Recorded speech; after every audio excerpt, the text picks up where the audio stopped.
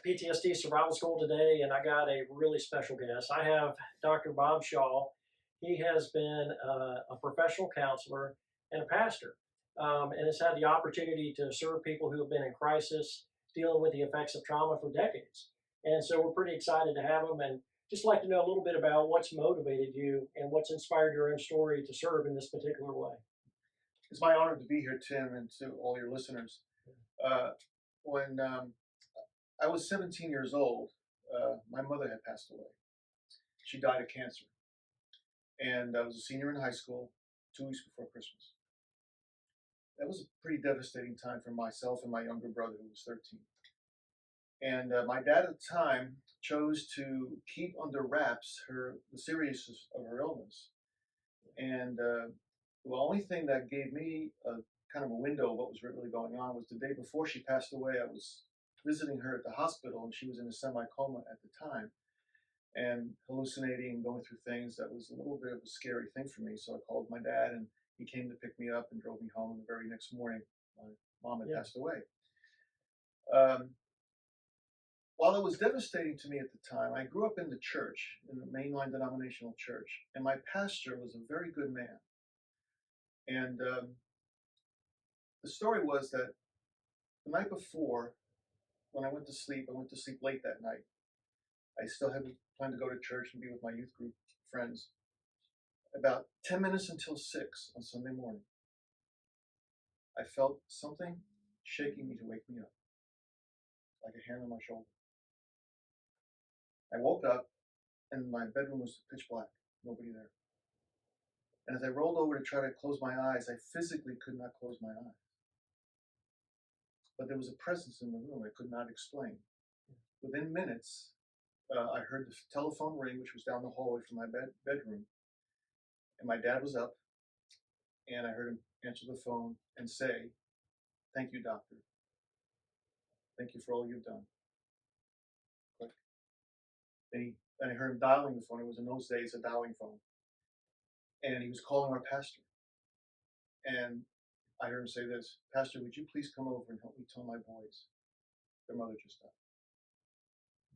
So as soon as he hung up the phone, I'm laying in bed there knowing what that presence was. It was God himself waking me up.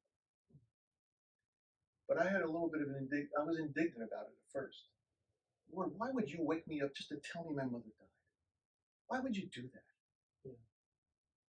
And his voice to my spirit said this, "Because I want to be a father to you." My father couldn't tell me that my mother died, but my heavenly Father woke me up so that I could hear it directly. Yeah. And then he said, "And because I'm setting you apart for my purposes." And by the time my dad came into the room with my pastor, I was already in tears, but I had a different sense of not only a loss of my mom, but a sense of belonging, I guess, or a sense of that God was loving me enough to make it personal, that he would tell me this story. Yeah. The next couple of days in our tradition at the time, back in the 70s, we would have a 3-day funeral, a 3-day visitation. And I had 41 of my high school friends come to the visitation while my mom was laid out. And they didn't know her, they knew me. And it was during that time, soon after that time, a few months later, I accepted Christ because a man who was witnessing to me on my athletic team when I was in college, I was an athletic runner for track and field, started witnessing to me. And we'd go back and forth, and I told him I grew up in the church, and we'd get into these little debates, and he said something to me, but he said, "Have you ever been born again?" I said, "No." "What do you mean by that?" And we, again, went back and forth and bantering back and forth. And then he said this. He says, "It's like when God becomes real to you." Bing! Well said. Yeah. Because months earlier, God became real to me. Yeah. And helped me through a very traumatic time. Yeah. But what also stood out to me, even during the wake, was those 41 friends of my high school came alongside. My pastor came alongside. These friends came alongside. And after I get saved, during Bible teaching, the things I was learning, I was a sponge just taking it all in. What I learned about God was that He promised that through Jesus that He would send a counselor, and that Greek word for counselor is parakletos, which means one who comes alongside of. That's what has inspired me ever since, to come alongside of those who are hurting, traumatized, to be not just a pastor, but to be in the trenches with them, so to speak, and helping them through very difficult mental and emotional situations. Yeah. So at a very young age, you experienced some really tough circumstances and experienced the very presence of the Lord to strengthen healing. God provided some great people in your life, demonstrated His love through the care of people, and even put His hand on you on purpose to be able to share the comfort you received with other people that you've been able to minister with throughout many years.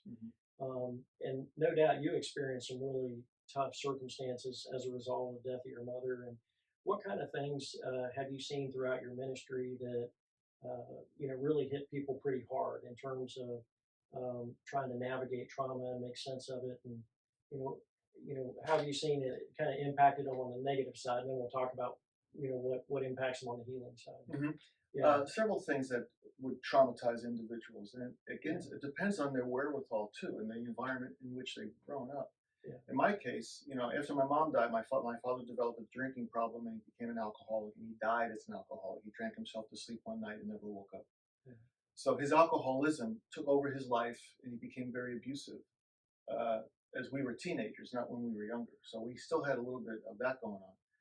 But so there's abuse that can be very traumatic, of all shapes and sizes: physical abuse, sexual abuse, emotional abuse, and many others. Addictions in the home, death of a loved one, car accidents. My sister-in-law and her husband just experienced 2 years ago their house burning down, losing everything. Very traumatic for them. Then if we're talking about the military personnel, the trauma that service members face in combat, or sexual trauma that does take place within the military confines, especially once deployed, can be extremely traumatic for them. And how one is raised has a lot to do with it. Tim, I said this too when I work with military. At one time, when individuals joined the military, they joined for basically two reasons. Number one, there's family member and patriotism, which was driving that desire. And they wanted to be like Uncle Joe, they wanted to be like Dad or like Mom, and they wanted to serve their country with a patriotic mindset. Wonderful reason, and it was always a positive thing. Another reason was typically when you get to junior year or senior year in high school, and you started seeing your friends go on to college or thinking about college. Some people would not be so keen on that, or not know really what they want to do. So the military would come up in their minds thinking, well, at least I can go serve my country, maybe get some really good training, maybe grow up a little bit, and maybe have a little bit more of a purpose and a direction in doing so. Again, a very positive thought. In my time working with military, especially in the Fort Bragg area, airborne and special forces, I saw a third reason that individuals join the military, and it's not a very positive one. And that reason was for people to escape a very bad environment. Using the military as a way to escape a very bad environment, whether it be an abusive one, a neglectful one, and an addicted environment of some kind. Those individuals have already been traumatized. So by joining the military, they are already being set up without them even knowing it, what they were about to experience in combat or when they get deployed. And those individuals have been really ripe because they didn't have the constitution to overcome what they were about to see. There's a piling on of trauma. Piling on, good word for it. Stress on stress. Yes. Yeah, so we've talked about how sometimes the response to trauma gets lived out in really negative ways, and it ends up causing more hardship in life. And what have you kind of seen that's actually fostered healing, where people could experience strength and hope amidst the circumstances, and to be able to live in a positive way? Yeah, I can kind of boil it down, starting from this standpoint.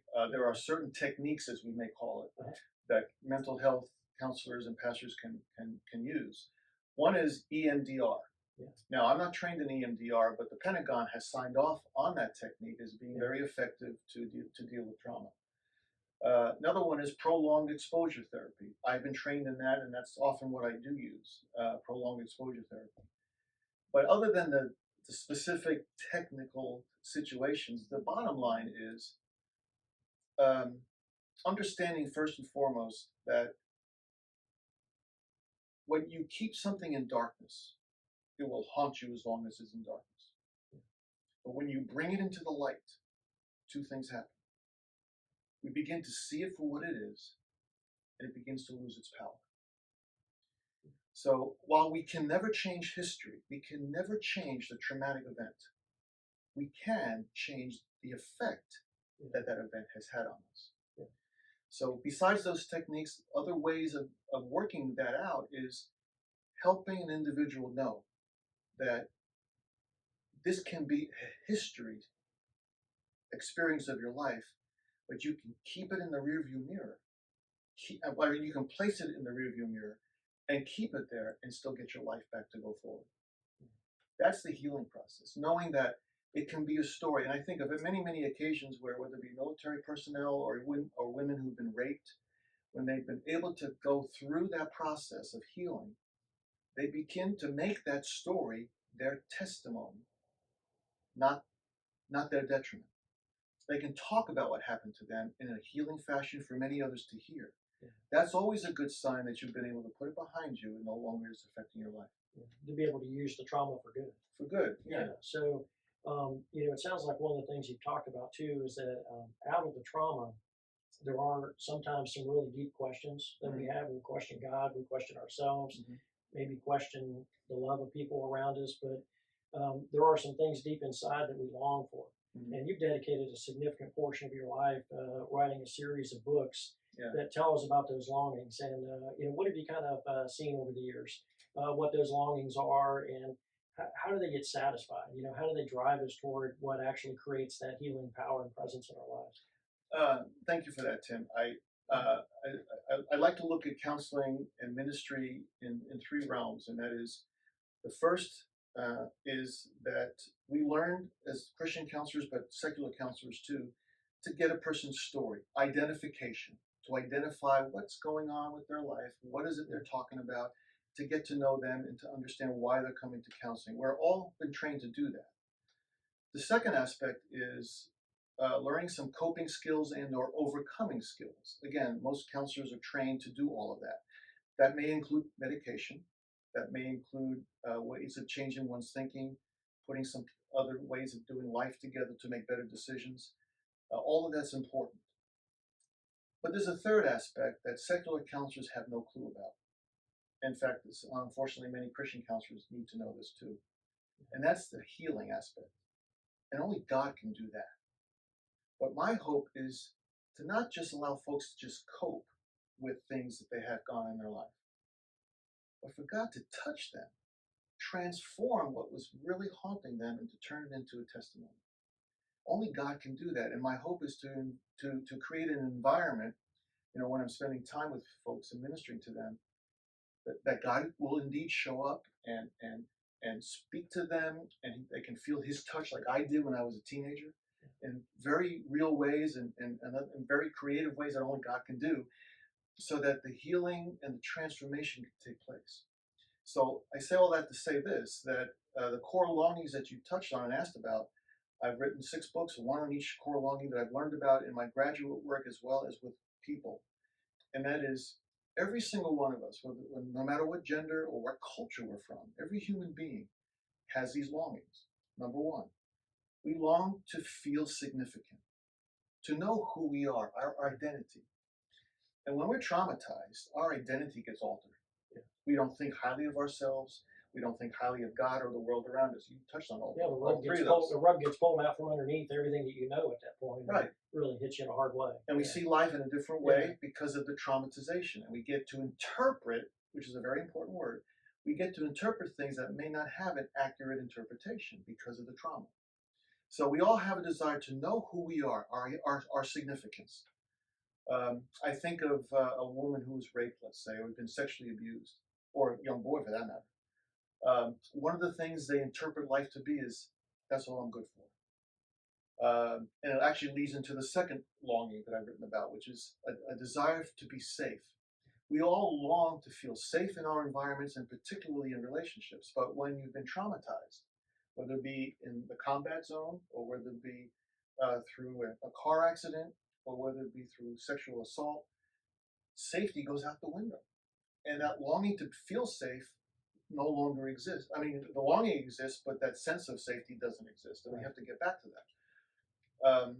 The third core longing is knowing, not holding who we are and being safe in our environment, but what are we here for? Knowing what our purpose is. Traumatized people lose their purpose. They lose their hope. They lose their dreams because everything is based upon what has hurt their life, and that's where they're stuck. Another one is a sense of understanding. We all have a sense of understanding. If they can just hear my heart, if they can just know me, the knowing to be seen. Knowing to be seen is a huge longing. And when we're traumatized, we take it on ourselves to try to isolate ourselves. Because we don't want to talk about things. Everything else is very unsafe out there. Everything else, nobody could ever understand what I went through.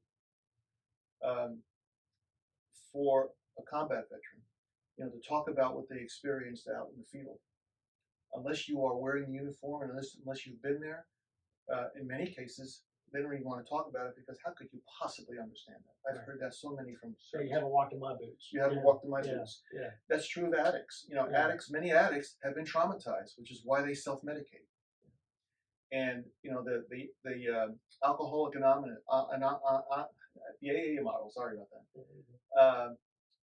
Is one where you come together to talk about something that everybody can relate to, which is the fifth core longing, which is a sense of belonging. We all have a desire to feel belonging to something, usually even bigger than ourselves, whether it be a cause, a group, a club, a church. But God's design has always been the family. And when the family starts deteriorating, that initial sense of belonging takes a hit, and it affects everything else. And then the last longing is we all desire to be loved. And when we're not loved, and when love is withheld, or if there's abuse going on, which is very traumatic, that abuse, let's say if it's sexual abuse, it may seem like love because it's being perpetrated perhaps by someone who's supposed to be loving us, but not loving us at all. There's a lot of confusion, especially if you're a child. So love takes a real different direction in a situation like that, to know what love really is. But the other aspect that could be just as devastating is if you're trying to express love and it gets rejected. We tend to overlook that part. So very painful. Very painful. Yeah, because then what you're feeling is rejection. And if you think about any human condition of any among those core longings, when we feel rejected, that is the biggest fear among any human being, the sense of rejection. Yeah. So those longings, when they're there and they're really strong, some people may feel like something's wrong with them. But actually, the trauma and those core longings could actually drive them toward things that are good and right. And how would you use those longings or to be able to lean into them, so to speak, to be able to find and create healing? Yeah, I go back to the book of Genesis often because it's a very powerful book, one of my favorite books of the Bible. And when Adam and Eve took from the fruit, and they realized what they did in a way, that they tried to hide from God. And when you know something is wrong, or when you've been traumatized, you want to hide. You want to isolate yourself. You want to hide. You don't think anybody knows you, understands you. You don't want them to see you. You don't want them to see who you really think you are. Because in your own mind, you see yourself a certain way when you get traumatized, and you automatically believe that everybody else sees you the same way. But what happened was Adam and Eve took from the fruit, traumatized the entire creation. The first chapter of Romans talks about how all of creation groans to be restored. It wasn't just mankind. They tried to hide from God. So God comes into the garden and calls out Adam, and he says a very interesting question. He says, Adam, where are you? He never asked Adam, who are you? See, relationship in God's mind never gets broken. Sin basically separates. That's what sin does. It separates us from love. But Adam felt that separation. God, in a sense, did too, but he never said, okay, Adam, who are you? He never said, who are you? Because he is still in God's image. Yeah. He is still loved by God. He still has a purpose in his life. He still had God knew he still belonged to him. All that stuff never changed in God's eyes, but those longings changed in Adam's. So he never. So the question he asked Adam is, "Where are you?" Which is positional. So when we get traumatized, how we feel with others, how we feel towards God, how we feel towards ourselves, we even want to separate ourselves from ourselves. Oftentimes, is what we experience. So it's a positional thing that affects us. It never changes who we are, although we tend to think that. And I really appreciate you highlighting that in terms of where we are. And hey, that's a great question for us all to consider. Is God asking us that question where we are, and to know that ultimately it's the grace of Christ that moves us close to Him and satisfy those longings that are deep inside of us. That ultimately they're met by God. They're met by faith, and to know that regardless of what we've been through, what we've experienced, how sin got magnified in response to trauma, God's love is there to bring healing. And I appreciate you highlighting that. Yeah, and God came to Adam. He came alongside of Adam in his sense of trauma and in his sense of trying to hide. The prodigal son story. As soon as the son came to himself and walked and went back home, the Bible says that while he was yet in a distance, the father saw his son coming, and he ran out to him. And part of what love does, it pursues. And again, going back to those 41 friends of my high school, they loved me enough, even though they didn't know my mom, that they pursued me to want to be alongside of me. God still wanted to be alongside of Adam, even in his sin, even in the trauma that took place. God will always pursue to be alongside of you for that healing to take place, because that's his heart. And it's a great thing to know that nothing can separate us from that love of God. Absolutely. Not any kind of disease or war or rape or murder or crime, whatever it is that caused havoc in life, God's love is there. And that's an incredible thing. And Dr. Bob, I want to tell you, it's been a real privilege and honor to be able to talk with you today. I appreciate you sharing insights. I hope it's been helpful, because I know there's a lot more that we could discuss, but this is kind of a nutshell. Absolutely, yeah. We wanted to just kind of give you something today that would be inspiring to you. And the information that you're going to have below, we're going to let you know how to get in touch with him, his counseling center, how to actually order his books through his website. And we hope to be a great tool for you to strengthen your life and to be able to strengthen the healing that you can have through the love of God. Thank you very much for sharing. My pleasure, Tim. Yeah.